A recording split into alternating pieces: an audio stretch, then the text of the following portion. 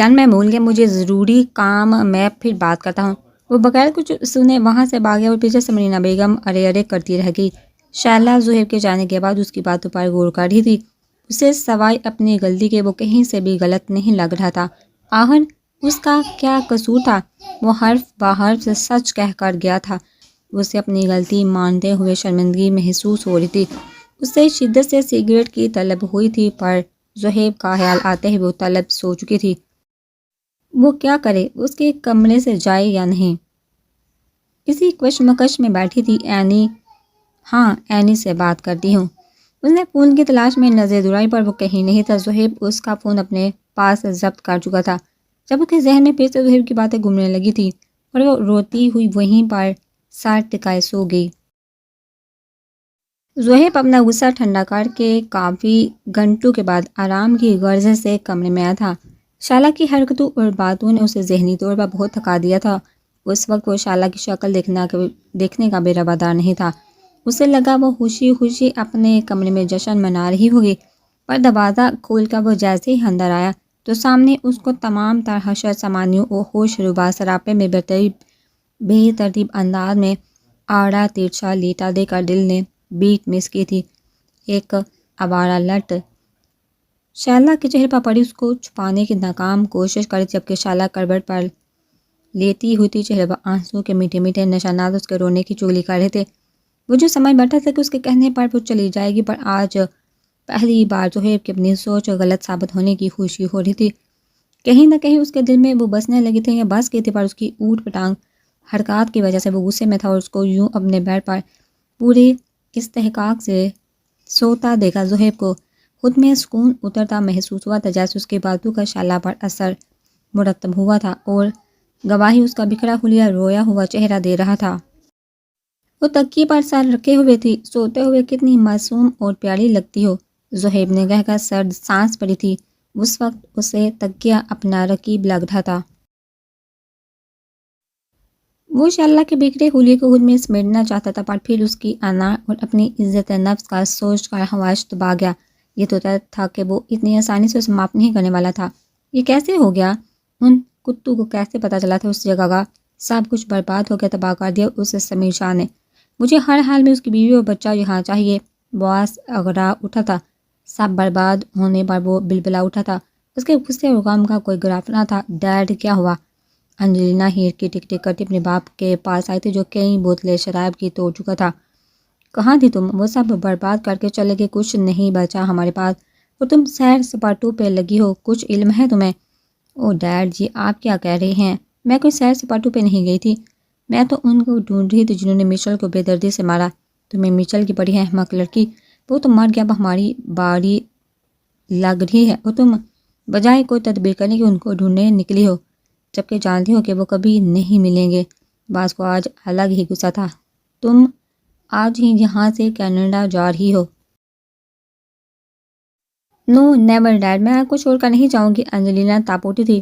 بکواس بند کرو اور جاؤ، فوراً سے سامان پیک کرو، جا کر اپنے ماموں کو بتاؤ جب تک تم یہاں رہو گی مجھے تمہاری فکر لگی رہے گی۔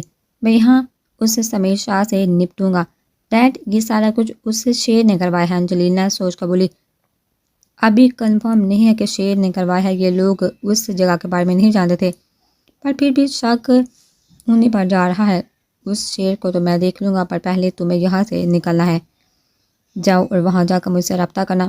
پاس جلد از جلد اپنی بیٹی کو ان سے دور کرنا چاہتا تھا۔ اسے ڈر تھا کہ وہ جو انجلی کو نہ پکڑ لے، اس کا سب کچھ برباد کر کے اب وہ اس کا حساب کرنے والے تھے۔ اس بات سے وہ بخوبی واقف تھا، تبھی وہ منصوبہ بناتا، اس کو یہاں سے بھیج جاتا، جانتا تھا اس کا سالہ ڈان ہے، کچھ نہ کچھ ضرور کرے گا۔ پر ڈیڈ، انجلینا تمہیں سمجھ نہیں آ رہا، جاؤ فوراً، خطرہ سر پہ منڈلا رہا ہے، تم ہو کہ باس غصے سے ڈرا تھا کہ انجلینا خاموشی سے وہاں سے چلے گی۔ آہتر جاؤ اور اس کو ایئرپورٹ تک چھوڑاؤ، پر دھیان ہے، اگر میری بیٹی کو کچھ ہوا تو میں تمہارا خاندان ختم کر ڈالوں گا۔ جی باس۔ آہتر جو اس کا خاص ملازم تھا، اس کی دھمکی پر ہڑبڑا اٹھا اور جلدی سے باہر نکل کر ایک نمبر پر کال کر کے سب بتا دیا۔ سامنے سے تسلی بخش جواب سن کر آہتر طنزیہ مسکرایا اور جا کر گاڑی میں بیٹھ کر انجلینا کا انتظار کرنے لگا۔ مہم اور حسان احمد کے بلانے پر اس کی طرف آئے تھے۔ جہاں پہلے سمیر موجود تھا، وہ لوگ بیٹھے کچھ پلان بنا رہے تھے۔ یہ ان کا آخری وار ہونا تھا۔ اور اس کے بعد بعض کا قصہ تمام، جس کی وجہ سے احمد کی مولانی اور سمیر کی مانو گھر سے دور تھی اور اس کے کتے ہاک چھانتے پھرتے تھے۔ وہ لوگ ابھی ڈسکس کر رہے تھے صاحب جب احدر کی کال آئی تھی۔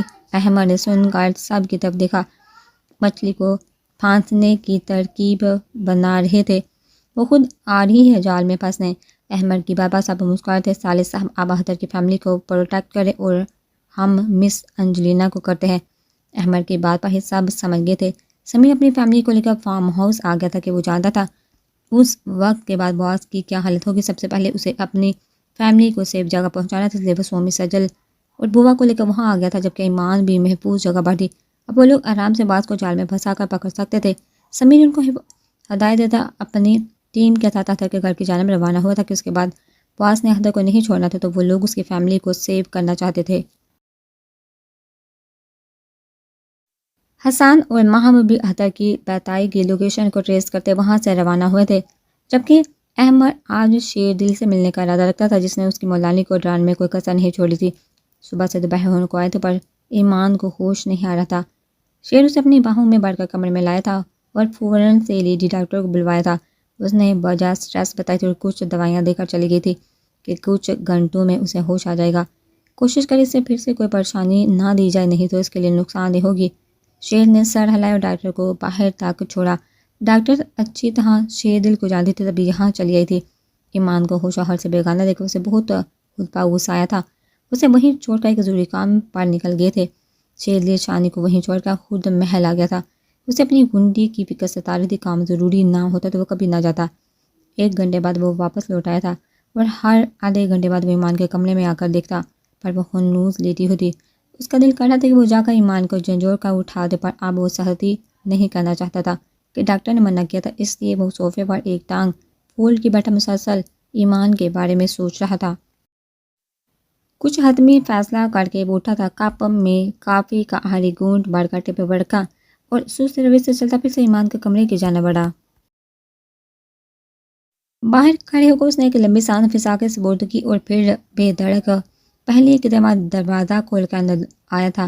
سامنے ہی وہ کھلے بالوں میں بلینکٹ گردن تک اوڑھے لیٹی ہوئی تھی۔ شیر دل غور سے اس کا جائزہ لے رہا تھا۔ پہلے جب وہ آیا تو اس کا دوپٹہ سر پر تھا، پھر اس نے آگے بڑھ کر خود اس کا دوپٹہ سر سے اتارا تھا۔ اس کا دل دھڑک رہا تھا۔ اس نے بنا کوئی غلط نگاہ ڈالے دوپٹہ نکال کر سر پر رکھا اور بلینکٹ کو صحیح کرتا اپنے بے لگام ہوتے دل کی دھڑکن کو ڈپٹتا باہر کی جانب چلا گیا تھا اور اب آ کر غور سے اس کی بند پلکوں کو دیکھ رہا تھا۔ نظر بٹک کر روئی جیسے گالوں پر آئی تھی، وہاں سے اس کی چھوٹی سی ناک پر اٹکی تھی نظروں کا مرکز، وہ نوز پن تھی جو چمک رہی تھی۔ اس کی چھوٹی سی ناک میں چمکتا ڈائمنڈ بلا کا خوبصورت لگ رہا تھا۔ دل نے بیچ مس کی تھی، وہ آہستہ سے چلتا دیوار کے ساتھ جا کر کھڑا ہوا تھا۔ نظریں بٹکا اس کے لبوں پر ٹکی تھی، گالی گلابی کٹاؤ دار لب آپس میں پیوست تھے۔ دل نے چھونے کی اپیل کی تھی، شیر دل کی دھڑکن معمول سے بڑھ کر تھی جب نظر اس کی تھوڑی کے ہم پر آن ٹھہری۔ یہ وہ لمحہ تھا جب اس نے آنکھیں بند کر کے خود کو باز رکھا تھا کہ دل کیا اس زخم پر اپنی تشنا لب رکھ کر اس کے وجود کو خود میں بیچ لے۔ وہ سراپا قیامت بغیر حجاب کے اس کے سامنے اس کا صبر آزما رہی تھی۔ اس کی نظروں کی تپش کا وہی نتیجہ تھا کہ ایمان کی پلکوں میں ہلکی سے جنبش ہوئی تھی۔ اس نے آہستہ سے اپنی مندی آنکھیں کھولی تھی، نظریں چھت پر لگے فانوس پر ٹکی تھی۔ وہ بے سود پڑی چھت کو گھوری تھی کہ اسے اپنے اوپر کسی کی نظریں محسوس ہوئی۔ ایمان نے لیٹے لیٹے ہی تھوڑا سا سر دائیں جانب کر کے دیکھا تو سامنے ہی شیر دل اسے گھورنے میں مصروف تھا۔ لمحے میں ایمان کے حواس بحال ہوئے تھے۔ تم یہاں کیا کر رہے ہو؟ نقاہت زدہ آواز میں ایمان بولی تھی۔ میں یہاں کیسے ہے؟ وہ خود کو کمرے میں دیکھا، بے یقینی کی کیفیت میں سامنے کھڑے شخص کو دیکھ کر پوچھ رہی تھی، اپنی گنڈی کو کیسے چھوڑ سکتا ہے کہ اپن کو گوارا نہیں؟ اور شیر دل ہی اپنی ہرنی کو لایا ہے۔ شیر دل اپنی نیلی آنکھیں اس کے سفید بے داغ چہرے پر گاڑے گمبھیر آواز میں بولا تھا، جبکہ ایمان اس کے سامنے بغیر حجاب کے سفید پردی کھول کر بیٹھ سے اٹھی تھی۔ وہ کتنی دیدہ دلیری سے دیوار سے ٹیک لگائے اس کے چہرے کو دیکھ کر روح کی پیاس بجھاتا اس کی حرکات و سکنات کا بہت جائزہ لے رہا تھا۔ اس کی نیلی آنکھوں کی تپش اور اس کے بغیر پلک جھپکائے دیکھنے پر ایمان نے جلدی سے دوپٹہ اڑ کر چور نظروں سے اسے دیکھا تھا۔ جو ہنوز کھڑا اسے دیکھ رہا تھا۔ ایمان کی کچھ غلط شدید غلط ہونے کا احساس ہوا تو وہ اپنا چہرہ چھپائے سہمی نظروں سے اسے دیکھ رہی تھی، جو اپنی پیٹھ دیوار سے لگائے، ایک ٹانگ کا گھٹنا فولڈ کیے باری بوٹ میں مقید پیر دیوار پر جمائے، دوسرا فرش پر لگائے کھڑا تھا۔ اس کے لمبے بال پونی میں قید تھے، 6 فٹ سے نکلتا قد، کثرتی جسم میں چوڑے شانوں کے ساتھ وسیع سینے سے پر بازو باندھے۔ وہ ایمان کو کنفیوز کر گیا تھا۔ ایمان کو یکدم سے گھبراہٹ نے آن گیا تھا۔ اس کو اسٹیچو بنا دیکھ کر جہاں وہاں دیکھتی بھاگنے کی سوچتی تھی، سوچنا بھی بات، اس سے پہلے اس کے پاؤں فرش کو چھوتے۔ شیر دل کی گمبھیر آواز اس نے کہا، سہم کر دیکھا ایمان کو کسی غیر کے سامنے خود کو بے پردہ دیکھا، آنکھوں میں آنسو جمع ہونے لگے تھے۔ میں احمد کو بتاؤں گی، بولتے ہوئے اس کے آنسو موتیوں کی طرح گالوں پر پھیل کر خود میں گرے تھے۔ شوق سے، پر خبردار، جو تمہارے پاؤں فرش پر پڑے تو لیٹی رہو واپس۔ شیر دل باروب لہجے میں بول کر ایمان کو مکمل بے ہوش کر گیا۔ تمہیں ذرا شرم نہیں؟ تم کیوں آئے میرے کمرے میں جب اچھی طرح جانتے ہو کہ میں نقاب کرتی ہوں؟ پھر بھی تم چلے آئے۔ ایمان نے پاؤں اوپر سمیٹ کر ٹانگوں کے گرد بازو باندھے سر ان بٹکا دیا۔ میں کیوں شرم کروں؟ جب تم میری ہونے والی بیوی ہو تو میں اتنا حق رکھتا ہوں کہ تمہیں دیکھ سکوں۔ شیر دل لاپرواہی سے بولا، تم غیر محرم ہو، احمد تمہیں نہیں چھوڑے گا۔ تمہاری ساری باتیں میں اسے بتاؤں گی، تم بہت برے انسان ہو۔ ایمان ہچکیاں بھرتی بولی، جبکہ شیر دل کے دماغ میں ڈاکٹر کی باتیں گھومنے لگی۔ یقینے رونا بند کرو۔ شیر دل دیوار سے ہٹ کر کھڑا ہوا، اس سے بولا، کہیں پھر نہ طبیعت بگاڑ لے۔ سونا نہیں، اس کو عمل نہ کرتے دیکھ۔ شیر نے کہا، نہیں سونا، نکلو تم یہاں سے۔ ایمان اسی طرح روتی بولی، جبکہ شیر دل نے اس کے ہچکولے کھاتے وجود کو دیکھ کر لب سختی سے پیوست کیے تھے۔ تم غیر محرم ہو میرے لیے، اور میں تمہارے لیے کیوں بار بار میرے سامنے آ کر میری تذلیل کرتے ہو؟ تم اچھی طرح سے جانتے ہو احمد ہے میرا شوہر، پھر کیوں مجھے ٹارچر کرنے چلے آتے ہو؟ ایمان دکھ بھرے لہجے میں بولی تھی کہ شیر دل کو اپنا دل کٹتا ہوا محسوس ہوا۔ اس کے آنسو اس کی جان نکالنے کے ساتھ اس کے الفاظ اور اس کے اندر سرشاری بڑھ گئے تھے کہ وہ لمحے میں اس کے سر پر پہنچا تھا۔ تو تم محرم بن جاؤ نا، بنو گے میری محرم؟ شیر دل مدھم آواز میں بولا تھا کہ ایمان نے آنسو سے تر چہرہ اٹھا کر اسے دیکھا تھا۔ میں مرنا پسند کروں گی، میرا محرم، میرا شوہر، میرا سائبان احمد دورانی ہے، سمجھ آئی؟ اس کی دل جلانے والی بات پر ایمان یکدم چیخ پڑی تھی۔ اس کا ضبط جواب دے گیا تھا۔ وہ کب سے اس فضول شخص کی باتیں سن رہی تھی۔ دفع ہو جاؤ یہاں سے۔ ایمان اپنا سر پکڑ کر چلائی تھی اس پر۔ یہ گھنڈی، ٹینشن نہیں لینے کا۔ اس کی حالت دیکھ کر بجائے جانے کی اس کے پاس بیٹھا تھا کہ ایمان اچھل کر اس سے دور ہوئی تھی۔ شیر دل کے بیڈ پر بیٹھنے پر ایمان کو اپنا دل یکدم بند ہوتا محسوس ہوا تھا۔ تم اٹھو یہاں سے، یہی تو میری جگہ ہے، تمہاری قریب، بہت قریب۔ شیر دل اس کی آنکھوں میں دیکھ کر گمبھیر آواز میں بولا تھا، جبکہ ایمان کی حالت اب بری طرح سے خراب ہونے لگی تھی۔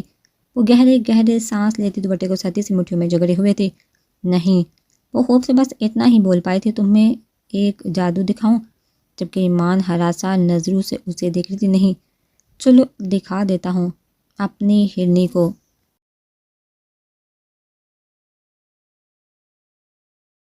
شیر دل کہہ کر بیٹھ سے اٹھا تھا اور ڈریسنگ ٹیبل کی جانب بڑھا۔ وہاں خود کو آئینے میں دیکھا، ایک سیٹی بجائی تھی اس نے۔ جب نظر ایمان کے عکس پر پڑی، جو اب الجھن بڑی نظروں سے اسے دیکھ رہی تھی، شیر نے بے باکی سے آنکھ مینگی کہ ایمان نے اس کی حرکت پر تھپڑاتے نظروں کا زاویہ بدلا تھا۔ اچھا تو اب دیکھو جادو۔ شیر دل نے پلٹ کر اسے متوجہ کیا اور اس کے سامنے ہی اپنی آنکھ سے نیلے لینس نکالے تھے یہ آنکھیں۔ ایمان کی سنہری آنکھوں میں حیرت در رہی تھی، اسے یہ آنکھیں جانی پہچانی لگی تھی۔ شناسائی کی رمق نے فوراً بتایا تھا کہ وہ شاکڈ ہوئی تھی۔ یہ ایسی آنکھیں تو احمد کی ہے۔ فوراً سے دماغ میں احمد کا جملہ گونجا تھا، تم جن میں ہو وہ تمہارے اپنے ہیں۔ جبکہ شیر دل مسکرا رہا تھا، تمہاری آنکھیں تمہارے شوہر سے ملتی ہیں نا؟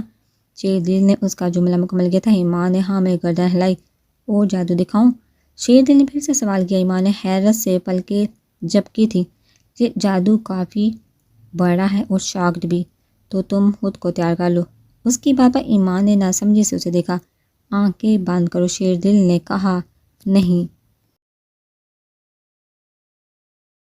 چلو تمہاری مرضی۔ شیر دل نے کندھے اچکائے تھے جب اس نے ایمان کے سامنے ہی اپنے لمبے بالوں والی وگ نکالی تھی۔ ایمان کی آنکھیں پھیلی تھی جب شیر دل نے مسکراتے ہوئے وہ وگ ہوا میں لہرائی تھی اور وہیں کھڑے ہو کر بنا دیکھے ڈریسنگ ٹیبل پر پھینکی تھی۔ اف، اگندی آنکھوں سے کھانا ہے کیا؟ شیر دل نے اس کی آنکھوں کے حیرت سے پھیلنے پر چوٹ کی تھی، جبکہ ایمان تو اس کے بالوں کو دیکھ رہی تھی۔ براؤن کلر بال بے ترتیب ماتھے پر بکھرے تھے۔ بال تمہارے شوہر کی طرح ہے نا؟ شیر دل نے اب کی بار بھی جملہ مکمل کیا تھا، جبکہ ایمان کا دل سپیڈ پکڑ گیا تھا۔ دھڑکنوں نے شور مچانا شروع کر دیا تھا۔ وہ رونا بھول کر اس کا جادو دیکھ رہی تھی، جو واقعی ہی جادو تھا، کہ پہلے آنکھیں پھر بال، اب سب سے بڑا جادو۔ میں تو کہتا ہوں آنکھیں بند کر لو، شیر دل نے اب کی بار پھر مشورہ دیا، پر جواب ندارت۔ شیر دل نے اب ہاتھ دائیں جانب کان کے پیچھے لے جا کر انگلیوں کے پور سے ایک پتلی سے جلد کو کھینچا تھا کہ وہ بڑے احتیاط سے فیس پر چڑھا کسی دوسرے انسان کے شکل کا ماسک اتار چکا تھا، اور یہاں لگا تھا ایمان کو دھچکا، ساتھ جھٹکا۔ شاکڈ احمر ایمان سرگوشی میں بولی تھی۔ جب وہ ایمان کو دیکھا دل فریب انداز میں مسکرایا تھا، اور ساتھ ہی ماسک کو اپنی نظروں کے سامنے کر کے ایمان کو دیکھا، جو اب دونوں ہاتھ چہرے پر رکھ کر بار بار پلکیں جھپا کر یقین کرنے کی سعی کر رہی تھی۔ احمد نے دوبارہ سے آنکھ بین کر کے اس کے یقین کو پریقین بنایا تھا، اور ماسک پاس پر ٹیبل پر رکھا وہ پاکر مہار ڈالے اب اصلی حالت میں ایمان کے سامنے کھڑا تھا، جبکہ چہرہ شرارتی مسکراہٹ رکھ کر دمولانی لہجہ بدلا تھا۔ وہی باروب سحر طاری کرنے والی آواز میں احمد نے آنچ دیتے لہجے میں ایمان کو پکارا تھا۔ اس آواز پر ایمان کا دل پسلیاں توڑ کر بہرانے کو تھا۔